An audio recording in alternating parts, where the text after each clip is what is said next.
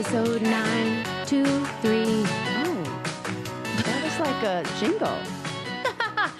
Right, like a local commercial Yes, for like that's a what it sounded. I lawyer. was going to say local radio station. Like Yeah. that said, episode 923. That's good. That's good. That's good. That's good. That's Thanks, Sarah. How are you? I'm doing great. I can't complain. I spent the day a while, or maybe it was like a few days ago, like retrellising and doing all the work to like zhuzh all the plants, you know, they get a little overgrown and I do. I they love start that day. getting like, and then you just put all the trellises out, you put all the posts up, you know, attach them. Yes. And they're just sitting taller. And I'm like, oh my God, I should have got to you guys a long time ago. I didn't know you were in such bad shape. It's always like that. The day that it turns into a jungle. Yeah, the day that you dive into your plants and sort it all out and you're like, oh, sorry, guys. Yeah. And then I learned this little thing on like Instagram or, you know, where this, you know, because I get a lot of plant content. You were asking me like, what kind of content do I get? Plant content. And it was this woman was saying, if you have plants that look like they're struggling and maybe more than other plants, it might not be anything you're doing wrong. You need to go and see what's in the soil, like not just what's in the soil, but sometimes they do things at the nursery, like those Chinese money plants that are always like wrapped up and braided together. Yeah. Most of them have electrical tape at the very root of it because it helps train them to go together. And they leave it on there, which will eventually suffocate the plant. So I looked into this and I had like 3 plants that were suffocating because they were wrapped in this plastic stuff that you wouldn't even notice because the soil and roots had grown around it. Wow. But I got in there and I was like, oh my God, I'm so sorry.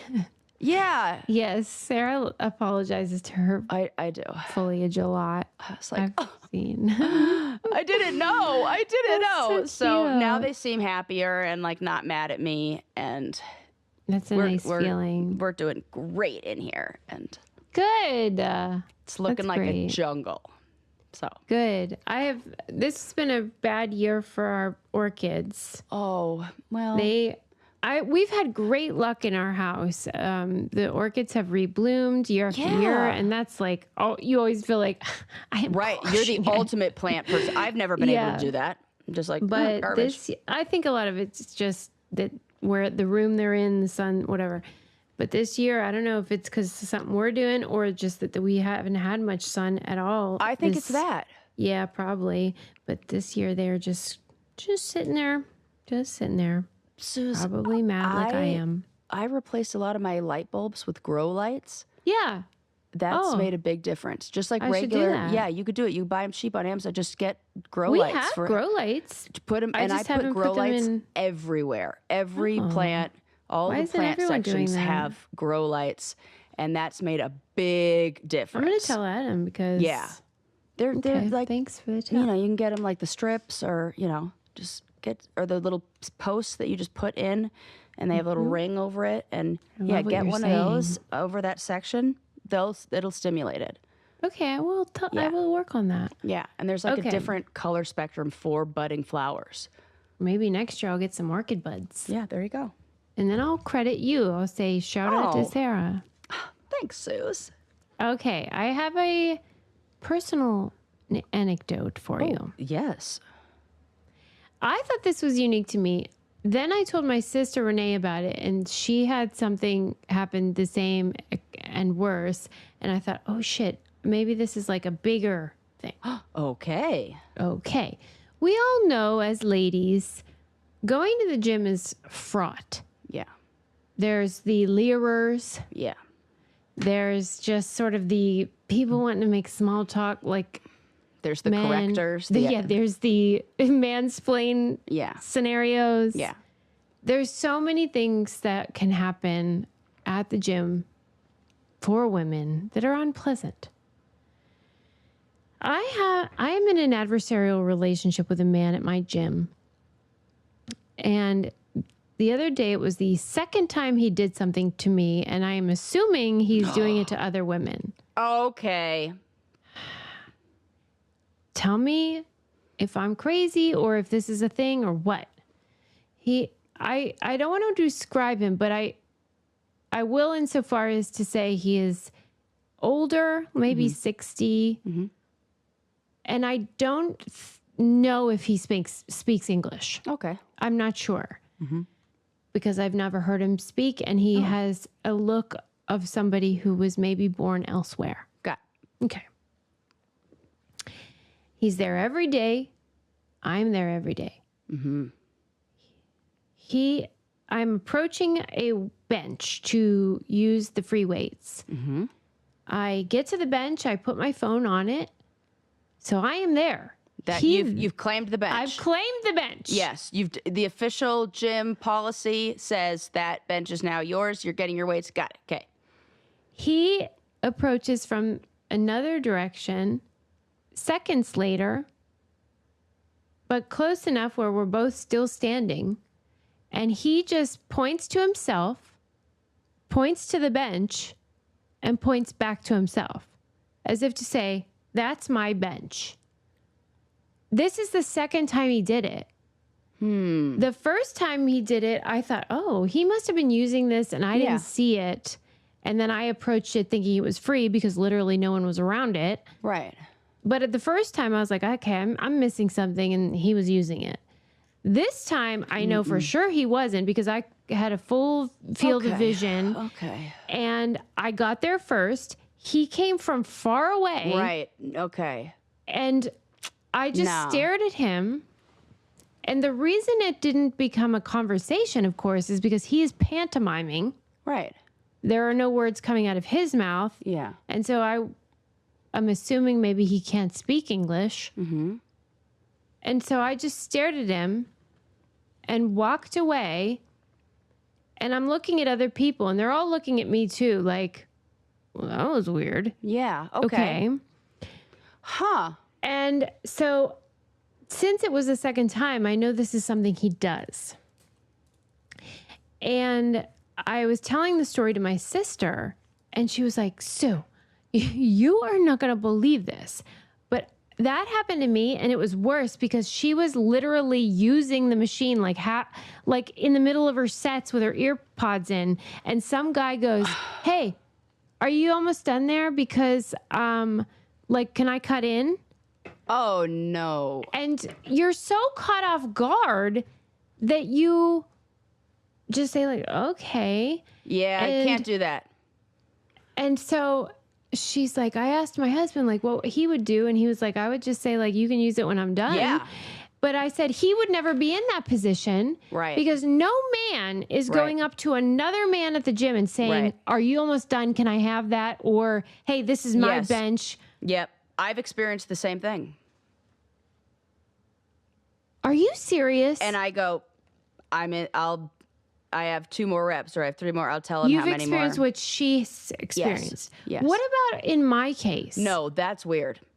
What do I say though? That almost feels like, are we sure he's saying that bench might, like, he's pantomiming that, not like he's asking to help you. No, he's saying, that's my bench. No. I had it. This is, And I would hold my ground. And I was so mad that I didn't. Yeah. That when I was leaving, I just gave him the finger as I walked out because he was staring at me. I mean, this was a whole thing. Yeah. I gave him the finger, and I was like, I guess we're just doing signals. So I guess that's the one I want to give you. Okay. I guess the thing that I think is relatable, even if you've not gone to the gym or this hasn't happened to you, is that feeling when you walk away of like, yep, shame that you didn't stand up for yourself. The metacognitions, that is it. The feelings about the feelings. That, like, the same thing when I told you that I got assaulted in Italy, and that guy grabbed me and I didn't know what to do, and I just like froze, and then I'm mad at myself that I didn't stand. That is it. That's a metacognition. That's the feelings about the feelings. They're the worst because it butts up against our belief about who we are, and that is so difficult because we think we're going to react one way, but we have to give ourselves the I don't know, grace and understanding to know that you reacted like that because of learned behaviors and expected behaviors, Societal. societal messages. Yeah. This was so far beyond your control in those moments, and you can't beat yourself up for that. And it gives you information that you can do differently. This is a good opportunity to do something different next time, and like honor that part of you that feels those feelings about the feelings, you know? I hate this fucking guy. He's my worst enemy now, besides whistlers and Mount Everest mountaineers. Climbers, yeah. Okay. Yeah, fair. Thanks for listening. I gotcha. I'm going to have to trim that down. That was a little too long. No, I love it, every bit of it. Sarah Louise. Yes, Susan Louise. We have to talk I can't about that plane crash with one survivor. Wait, I don't even know about this plane crash. Oh my God, Sarah, you're gonna die. Is this the one in India? Yeah. Okay, I saw footage, but I didn't hear any of the stories, and it was almost like, oh, there's too much, you know. So. And there was. Okay. So there's a plane crash in India, 242 people dead.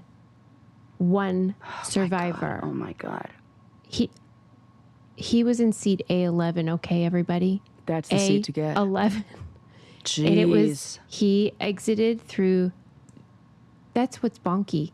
Not only did he survive, he walked the fuck out of that plane. I saw it catch on fire. I mean, that was explosion. He sauntered out, holding his phone.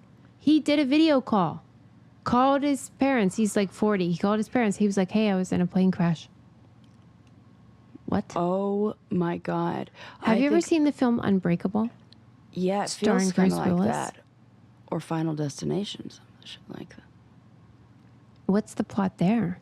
Where they're supposed to be on this plane. Oh my God, I love that I'm explaining this story to you. I know everyone knows this movie, right? Okay. Yeah, and it is the reason why a lot of us cannot drive behind semi-trucks with wood. I have stacked heard up. this problem. Okay. So the plot of this movie is all these students are on a trip together, and they're supposed to get on this plane, and one of them has this like feeling, a premonition kind of thing. It's like I think sees the plane explode In his mind. And Yeah. is like, we can't get on that plane. Yeah. And then doesn't get on the plane. A bunch of them don't get on the plane. And then the plane does, like what he saw happens. Yeah.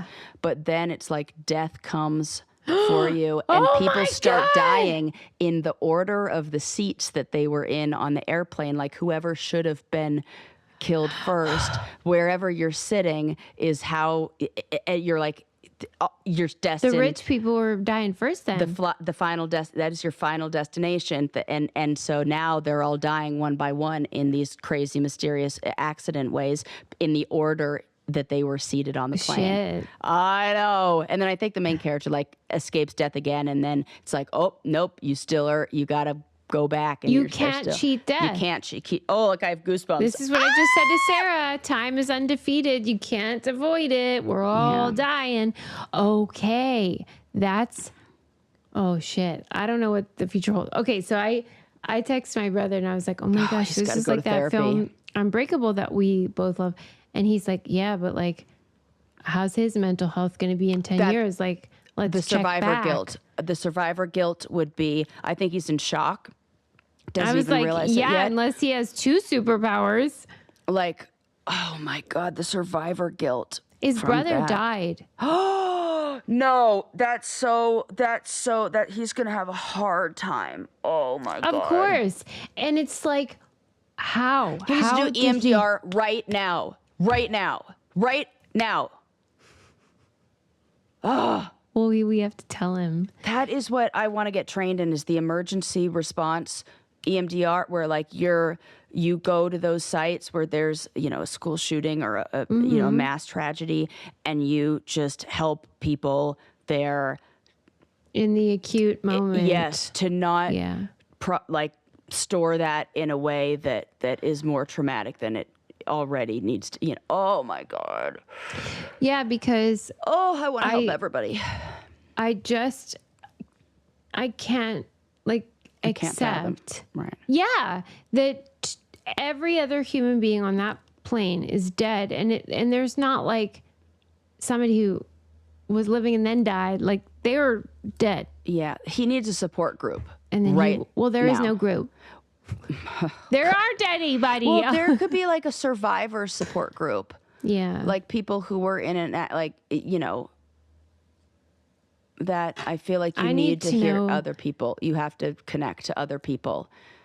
I want to know his explanation for why he thinks he survived. Physically, just the physics of it. Like what what happened in that moment that you think allowed you to cheat death? Well, he probably had his tray table up in his seat in its upright position. Do you think, though? No. Oh. I think that's the most ridiculous. No, I was making a joke. Oh. But I do think it's like the difference between like 1/2 an inch, like 2 degrees, you know. Is that really? It's just a freak thing. Yeah. Maybe he braced. Maybe he did like the. That's what I need to know. I want to know too. I was like, okay. A11 sounds like a lucky number. It does. It does. It looks nice. It matches. I agree. Like the feels like. So it's a window clean. seat in the emergency exit area. He opened it up. Wow. And he opened. Wow. And it's in flames. And he sauntered out. And I mean, he's worse for wear, of course. But so I look forward to hearing more about that. I just can't quit thinking about it. That's all. Yeah. I didn't know that part of it. Bonkers. All right. Jeez. Do you believe in love at first sight? Ooh, I'm going to say yes. Tell me more. Yeah. And here's why. I felt like when I won't call it love at first sight. Okay. I will call it, I believe that we have multiple like incarnations. Oh, yeah. And I think that there are a certain number of people that are connected to you in different lifetimes that when you meet, it's like your soul knows them and it feels like you've known them for years. You are one of them. So the second I met you, it felt like I've known this woman for years. I have a connection with her. I would call our meeting love at first sight in that way. If there's another, like... Oh my God, I'm dying. Oh my God. I totally mean that. That is so beautiful. Oh my God, you're going to make me tear up. I'm getting emotional. I felt that. Like, I'm like, this, I love this. That's why we need more words for love. That it's like more, because I felt that with you. I felt that with my friend Dave Edler, who was my camp counselor, who now is one of my closest friends and I've known for 30 plus years. Like a soul connection. Soul connection. And I feel that with my current girlfriend, where it's like, I feel like that with her too. I know, because she's probably been somehow related to you. Like, if maybe you were, we were all that's friends. what I'm saying. If you were like, somehow it was like in a past relationship, I don't know, it was like mother-daughter and she was you know, who knows? Like, but there's this feeling of my soul knows your soul. And I have about 5 of those people, you know, not very many. Mm-hmm. Wow, that's really interesting. That is what I will say. I believe love at first sight is when you're like, my soul knows you.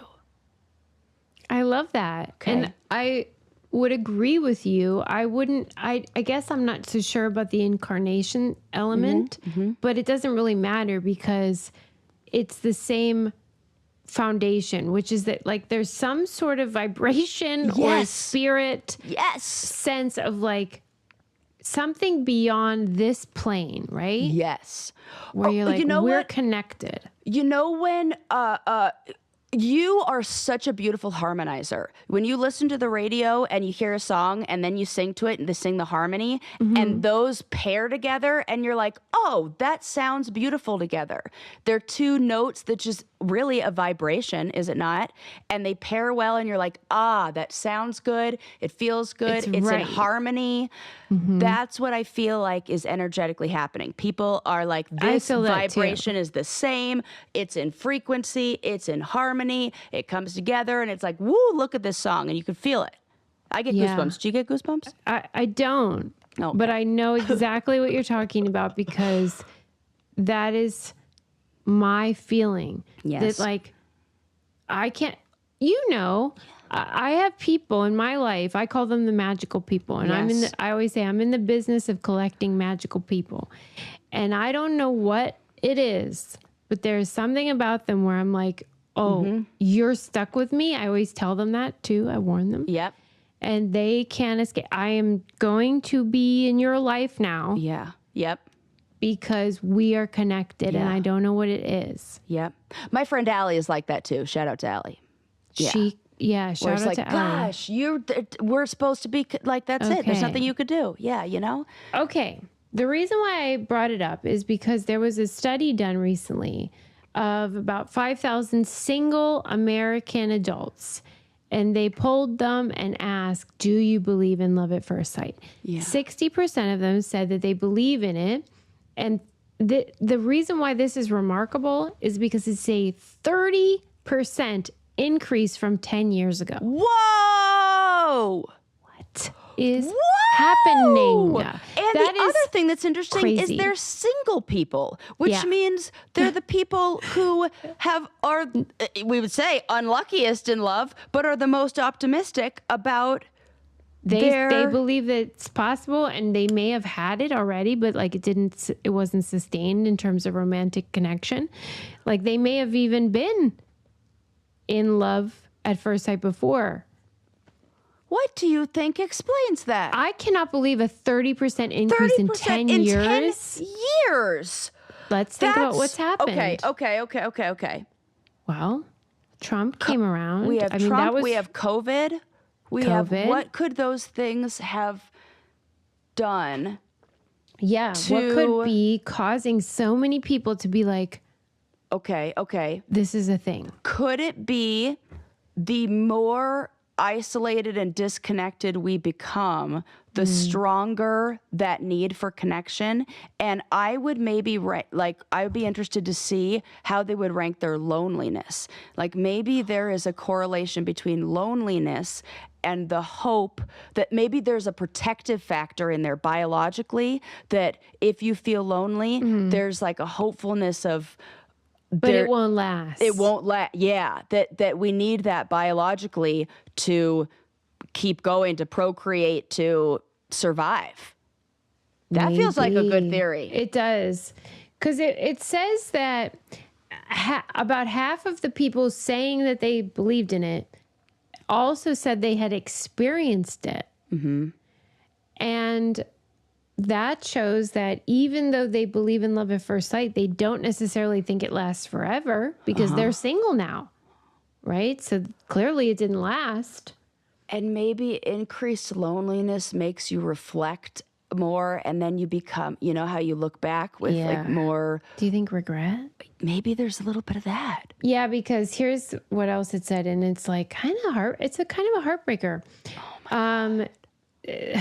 This article, which was in the Atlantic, was trying to figure it out. And they were saying that the dating landscape, with like online dating and all that, has sort of gone.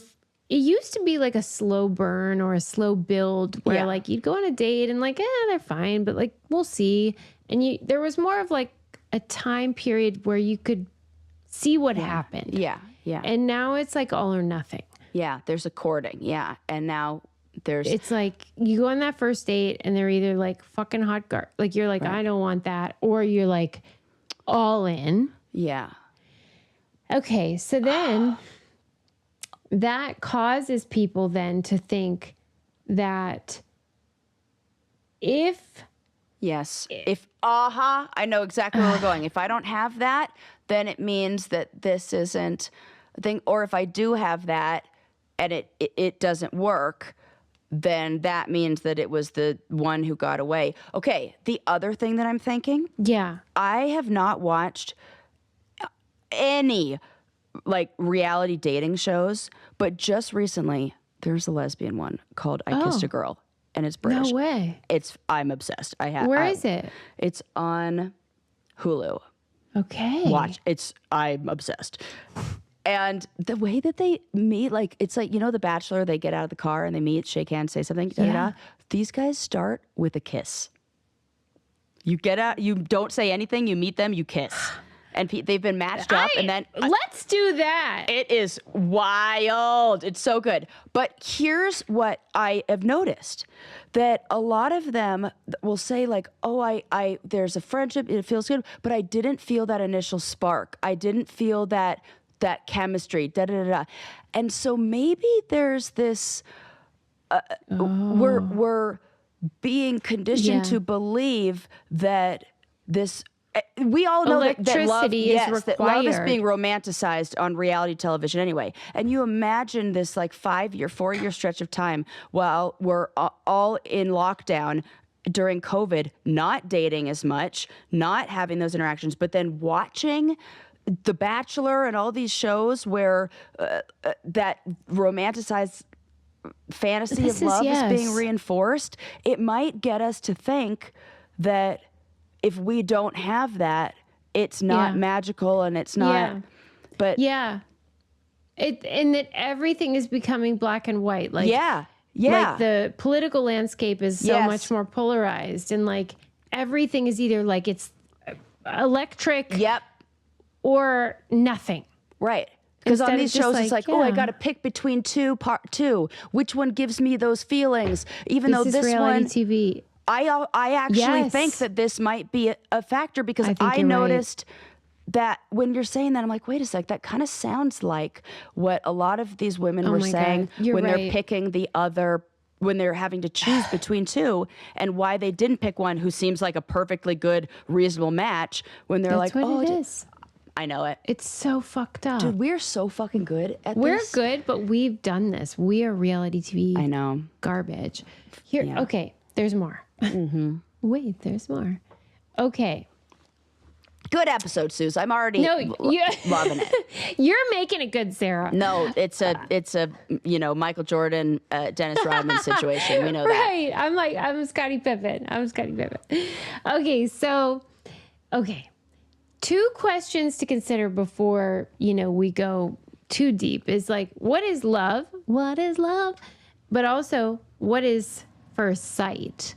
Is it literal, like, oh, I see them across the room? Or is it like I had a conversation and it's like, those two things matter in terms of how you answer it as well. Okay, putting that aside, now, they were talking in the article about these psychological ideas that they call destiny beliefs. Okay. And this is like the idea of like, there's somebody out there for me. Yeah, that whole twin flame thing is real popular. Yeah. Yeah. And psychologists are saying like, this is setting up like unrealistic expectations. And then what happens is when you think you've met somebody like that, then you're totally committed to this relationship. Yep.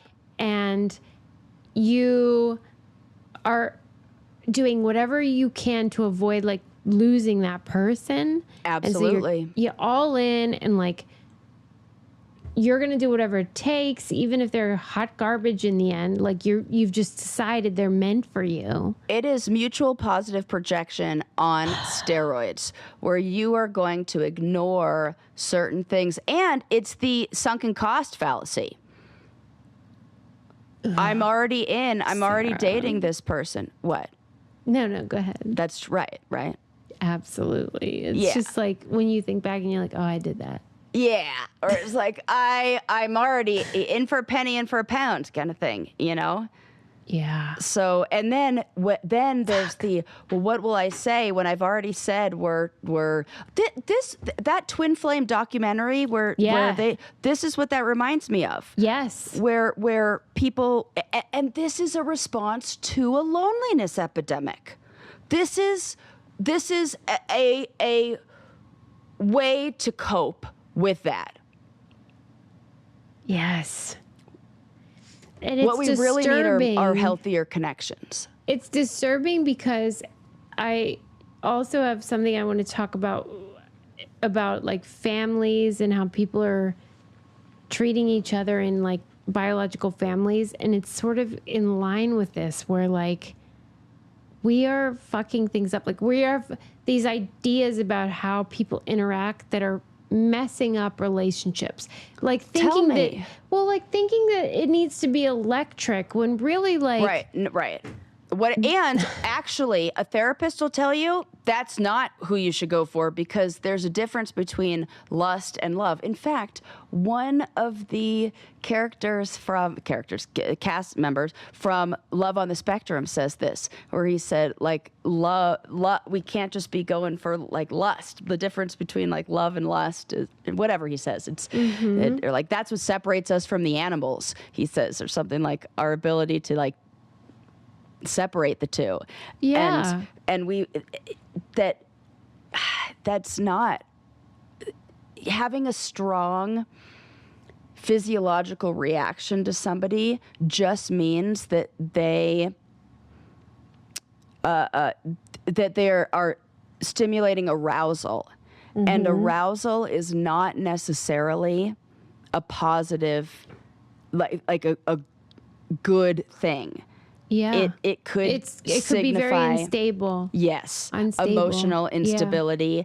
Yeah. And if you're somebody who came from maybe an upbringing that was very unstable, and there's a familiarity in that. So what you're really feeling or recognizing is the familiarity of chaos and instability and high emotional reactivity. And that is like bright candle burns, or, bright flame burns quickly kind of thing. Yeah. And it's not what we want. We want instead somebody who makes us feel calm and makes us feel regulated, and safe. It feels safe. Yeah, yes. like to be your true self. Yes. It feels calm in your heart, not activated, like I have to do something or else. If this person leaves, oh no, I'm lost. That nope, not the best. What's happening there? They were saying too that because of the way the world is right now, it's chaotic and dating is so wild, and that there's also an element of like women work now and can handle their own shit, and if you're going to get married, that there's a perception among single folks that like it needs to be dynamo, or it's not worth it. I'd rather be alone. Right. And so that could be fueling that 30% increase in feeling like love at first sight is like the thing. Yes. Where it's that it's got to really feel like better than what I got. They don't want a slow burn. They want all or nothing. Right. And nothing is okay for them. They're fine just staying single. And think about all the not what your brain might perceive as a risk, that like subconsciously you might say, there are a lot of risks that, if I were to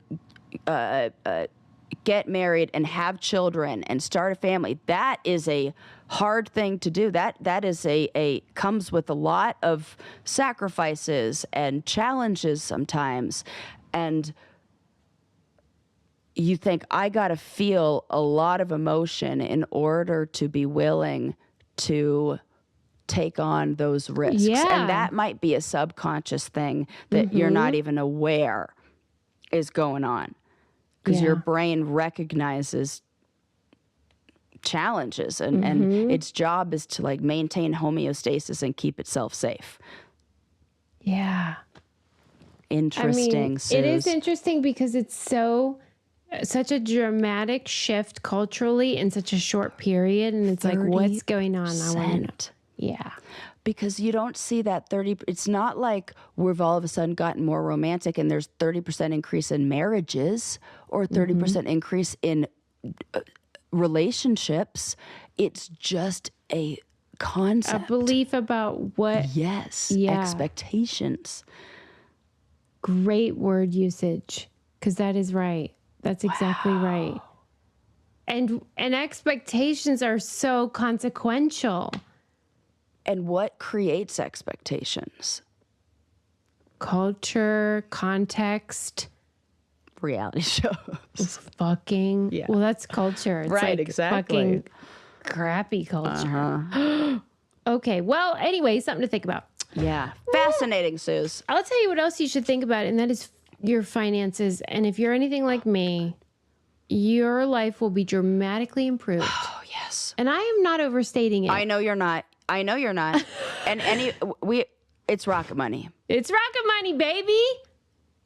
You know what's funny is I hear these Rocket Money ads where I swear to God, they are just duplicating our conversations about Rocket Money, because it'll be like two podcast hosts that are clearly like actors that are like talking about how, oh my God. And I'm like, that's like what our conversation That makes me mad because I'm telling the truth. Me too. Yeah. I'm like, we are not actors. Like, I think they just took our conversation and then turned it into a script and had actors do it, because I'm like, it is the most honest, true, like, we are living, walking, breathing examples of how this super easy, free to download finance app has totally put us in control of our spending, helps you find, cancel all your unwanted subscriptions, things that you're paying too much for. And they'll even cancel them on your behalf so you don't have to work. They can also negotiate bills on your behalf so that they're lower. Hello. Sarah's doing the heavy lifting here, and I'm loving it because she's right about everything. I don't even have copy to look at. I'm just saying this because I know this is just like from my heart. This is they saved me $1,200 on my auto insurance. That's how much I paid saved on.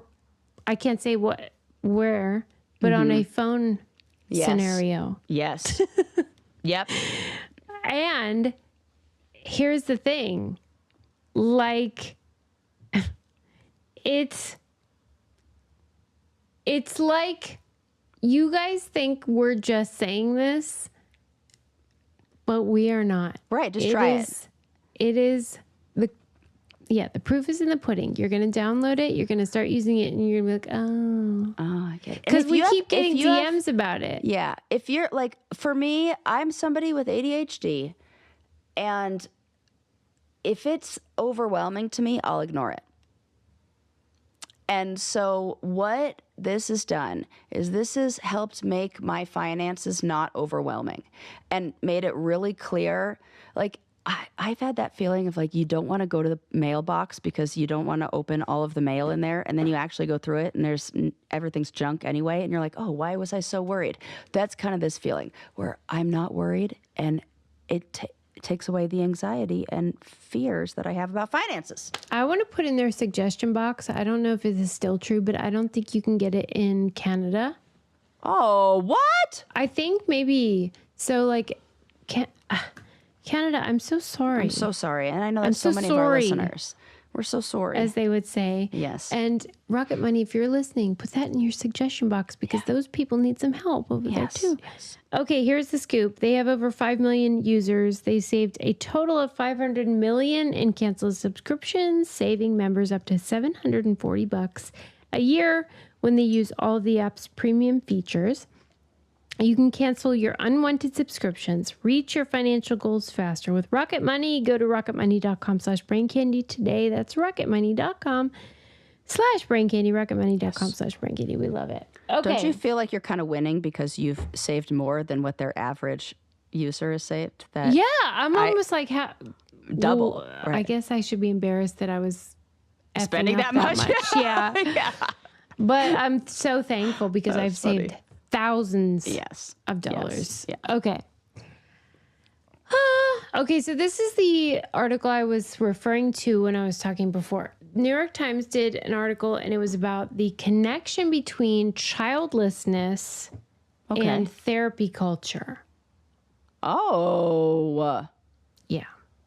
I can see it. Intense. So the gist is that the writer was saying that all of, I don't know, millennials, I guess, that sort of era, they're therapy enthusiasts. They love it. And Gen Z. and they're going to therapy, they're learning about themselves. But there's been a bit of an overcorrection. I mean, therapy jargon and whatever has been used by people to sort of get them out of all kinds of like functioning adult stuff. I hear about this all the time from like people that are managers at stores and restaurants and stuff. They're like, these people are calling off just because they like feel bad vibes today. Right. Stuff like that. But this article was about how, like, when you go to therapy, often part of it is just sort of reframing your childhood, unpacking what you've been through in your lifetime. And sometimes that includes, you know, like considering ways in which your parents' choices have had an impact on you. And for everyone, including my son and me and every human being, your parents and their foibles, you know, aren't always ideal. They have effects on us. Yeah.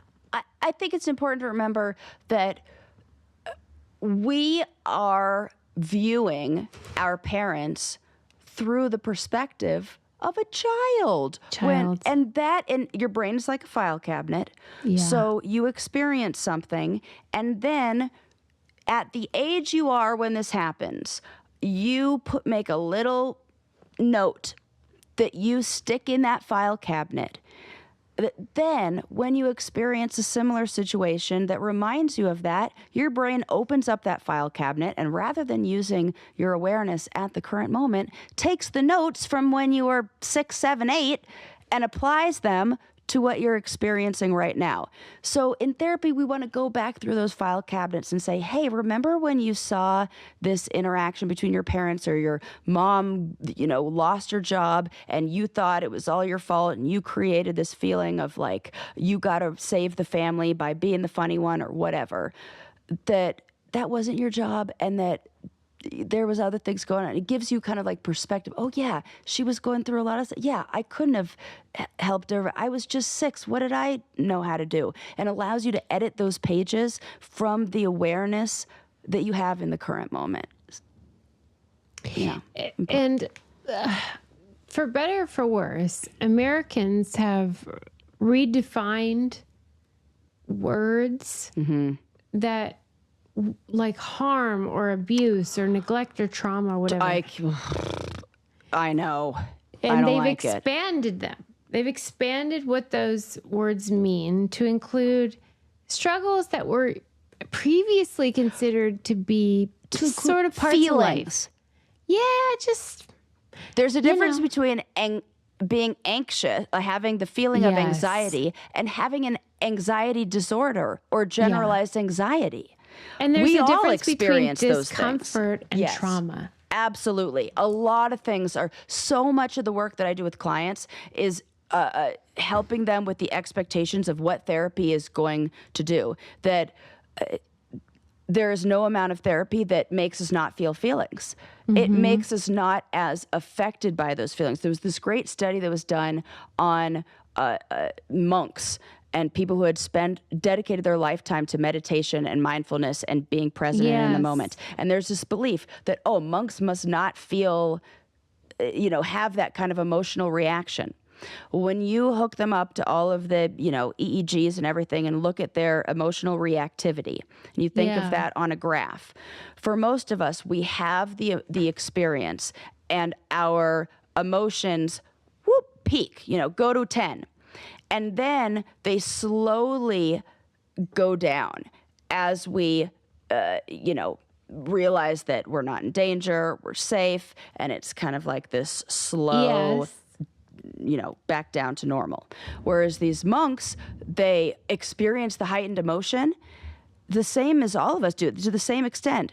But then there's a sudden drop-off. They just recalibrate. Yes, they can regulate their emotions better. That is what we're aiming for. We are not aiming for the elimination of all negative feelings. That would make us numb and not human, and That wouldn't be great. It would be terrible for survival. Yeah. We couldn't do that. We need those. They're super important. We instead need to learn how to manage the emotions, which I feel like sometimes I can see maybe a therapist wanting their client to like them. I've even fallen guilty to this and not holding them accountable to what they can do to learn how to manage those emotions. And it's more like I want other people to change, or I need to limit my interactions with those people who trigger me. No.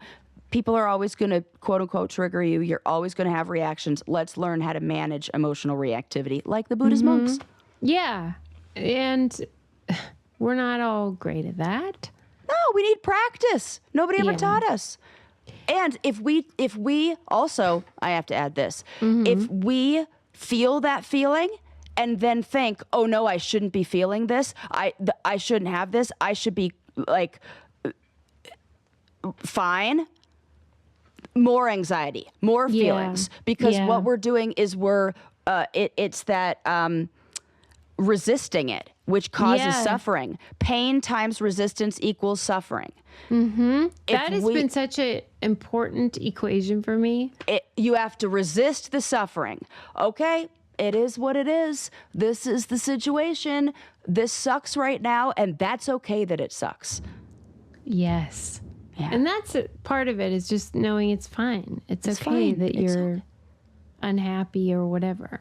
Right. And it's not a permanent state. Can we manage and work through and move through? And the more you do, that's why, we've talked before about people in like triathlons and their ability to like push through, and how we need a little bit of that discomfort, and that helps us. Like it trains the mind to say, look what you can survive. And if you could survive this thing, you could survive all this other stuff. It's really, really, really good for your brain. It's a useful tool and experience. Yes, it builds emotional resilience, which is what is really, it helps us get through life.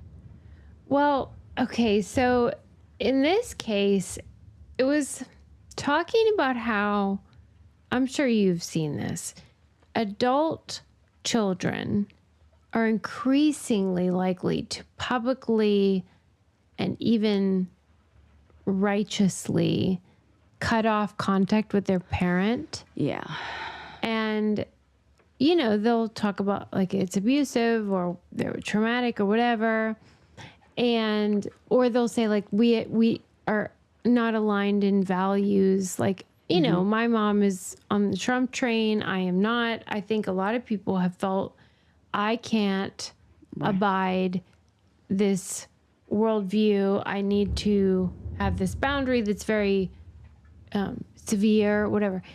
And I am not here to tell you what you need to do. I'm just knowing that for me, like, I don't want to do that. Like, because it's not abusive. It's just a difference in I think that's the important values. thing to differentiate between what's abuse. Yes. What is this relationship causing you to experience? What are the consequences? What are the risks? I don't want anybody to put themselves in a position where they continue to be exposed to harm. That is not what we're looking for. But if this is learning how to, if it's just like that, you don't like it, right? Or they cause some sort of response in you, that there may be more value, not maybe is more value in learning how to recognize that people are more than one thing. Yes. That is such an important thing, and that there is value that we can get from our relationship with even people who are so different than us. And actually, there's probably the most value that we can get from people who cause an extreme reaction in us, because that I can't training tell ground, you. to learn how to that. that's almost something that now I look forward to. Like situations that where I was like, oh my gosh, I am so triggered in this moment. I want to cut off all. Now I almost welcome it because it's a test of how healed I am. You said it, Sarah. Peace is not being in a place of total stillness and calm. It's being in the midst of chaos and finding that calm in your own heart. That is the real test of emotional stability, of mental wellness. How can you control and regulate your emotions when you are dysregulated? And that is going to happen. That is going to happen forever, and I always love to play the game.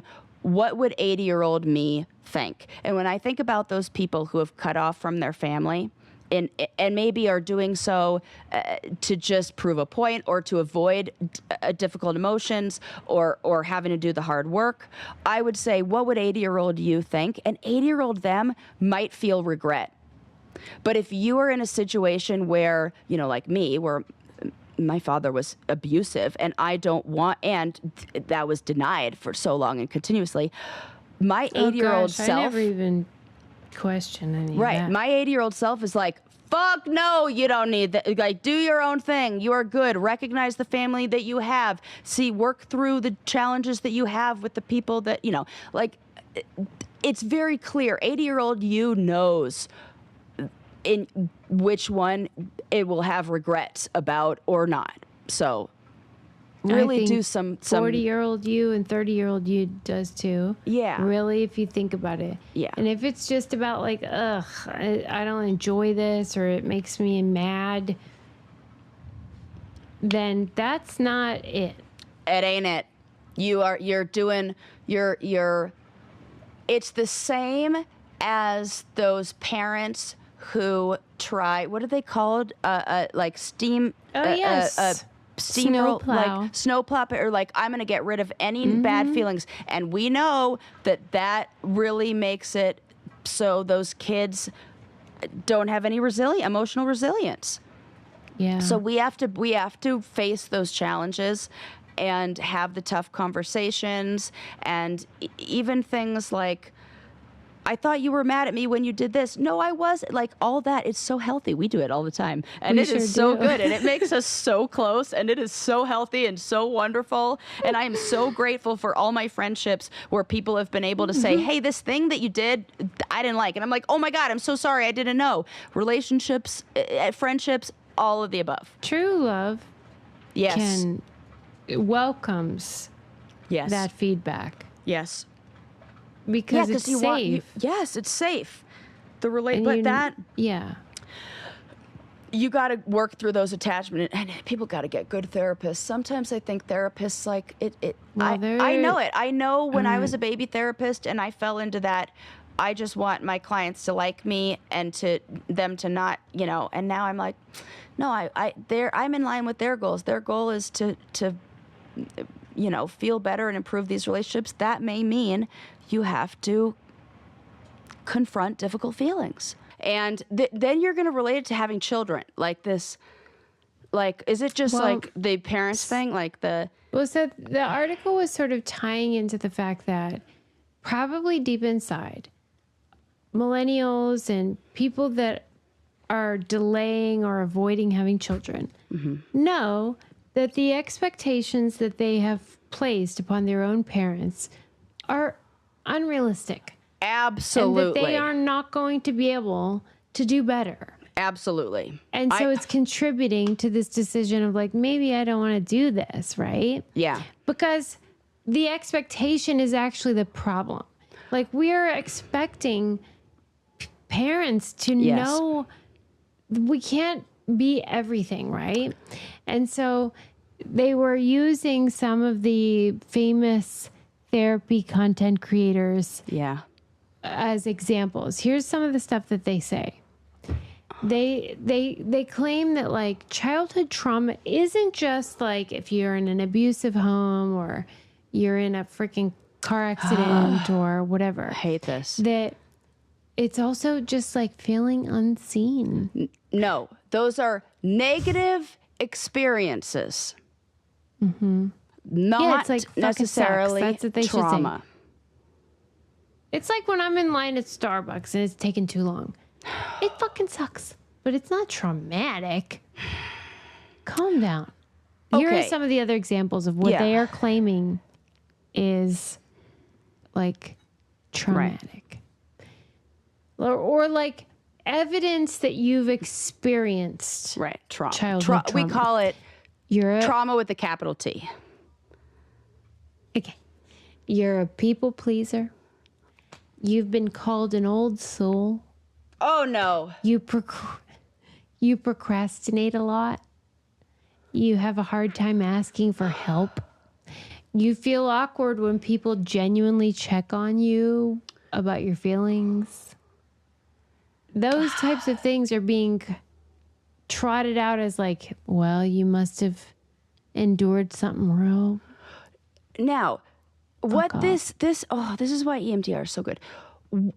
I could go in, and I would take an extensive history and find the negative cognitions, and then work on those negative cognitions that maybe created a belief or an expectation, but it created that again from the viewpoint of that child, and not from the viewpoint of the person, the brain in a state of fear, alert, alarm, and terror, not calm.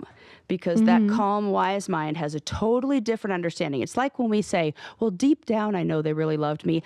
That's who we need to be running the show. The deep down you. We're not letting the surface level reactive you decide who to cut off. We got to talk to the deep down you who knows, well, deep down, I know that they were trying their best and da-da-da-da. I help clients get in touch with the deep down you. That's a really nice thing. I really love that you said that, and that I'm going to keep with me, because you know, when you say that deep down, I know da-da-da. it's like that is you observing intention. Yes, that's wise mind you. That is the wise Okay. mind. Deep down you, invite her out all the time. Like that who should be running the show. Because deep down I know they don't da-da-da-da. Yeah, operate from that, and I'll help you. Sarah, write a whole book about that. Thank you, That Susie. is really important. Yeah. And something everyone needs to be doing. Yeah. And they're not. They're just like, you made me feel bad about myself for 5 minutes. Well, if you're looking to really heal, reach out to me, Sarah love it. at Solutions OC. That's Solutions with an S. SolutionsOC.com, or you can visit solutionsoc.com and you can send me an email on there, or I'll give you my phone number, my therapy phone number right here, 310-954-5323. You can call me anytime and send a text. If you are Please a do. California resident, that I will be happy to work with you on these things, because Yes. it will be, I'm in the business of getting clients out of therapy and feeling good in their life. This is great. Yes. Adam, put all that info on the screen, Oh, you're the best. because we need people healing. Yeah. This is fucking Yeah. annoying. Okay. And then lastly, Good article though. So good combo. good article. Good Last combo. thing was just like sort of summing up that here's what it amounts to. The parents have this like never ending obligation to their children, even when they're adults. They're like, these expectations are like, extend to every area of the life and never end. And that the children have no obligation to the parent. That's the That problem is fucked up. that I don't like. That you will see that when you do the work on you, and you do the work on, oh my God, and I see it in my clients. They come back. It's so much fun when they come back and they're like, oh my God, I tried that. It was so easy. And the parents didn't need to change or do anything different. they'll have a It's totally just different experience. reframing. Yes, I got you. You don't need to, you could go to Christmas, you could go to Thanksgiving, you can have the family event, you can 'Cause invite we're them all to the just wedding. people, my God. And it'll be okay. I will help you manage your own a good therapist will help you regulate your own emotions, and Sarah is and ChatGPT is not a crushing therapist. It sure isn't. In fact, the it's same making way- people crazy. Yeah. In the same way, going to the mall and sitting in a massage chair for 10 minutes is not the same as a therapeutic deep tissue massage that you'd get. In fact, it might do more harm. It's the same. It's, ChatGPT is the massage chair of therapy. I swear, the more you read about people losing their marbles because of What are we ChatGPT, doing? What are we doing? I What don't are know we anyone doing? that lost their mind over a therapist. No, right. Okay. Anyway, I have a gazillion other things, but we're out of time. What a good episode. You're a good episode. That was very Pee Wee Herman. You're a good episode. Why don't you marry it? All right, then I will. I mean, what fun it is to hear a talented therapist talk about mental health compared to what is cooking in the world today. So if you are in California, reach out because what a treasure. Oh, thanks, Sus. We love you. We want to keep doing the show. If you want us to keep doing the show, go to thebraincandypodcast.com. Check out all of our candy codes for our partners. If you use any of them, it helps us. Or you could check out patreon.com/braincandy. That's where all our reality TV stuff is, interviews, live Q&As. It's a hoot and holler over there. Or just join the Candy Club if you want to hang out with us. And we can just chit chat, and you can, I feel like every now and then we just have to have a meeting where we talk about things that we heard on the podcast or things that we talked about on the podcast that our listeners would like to chit chat about. Because I would love to just get together and hear what they say. Because we have a lot of therapists. We have a lot of people in education. Yes. Where I know they have so many cool things to say, and I would love to hear from all of you guys. So join our Candy Club. It is so much fun, for like literally the cost of a latte. For real. For real. Like Lincoln cheaper than got Starbucks. Annie Ann's pretzels and a drink, and it was $14. I can't. I almost died. I know. That's what. So like we are cheaper than your afternoon beverage for a whole month of fun and hilarity. So really treat yourself to things that will help your mental health, I think. We'll see you there. We love you. Bye. Bye.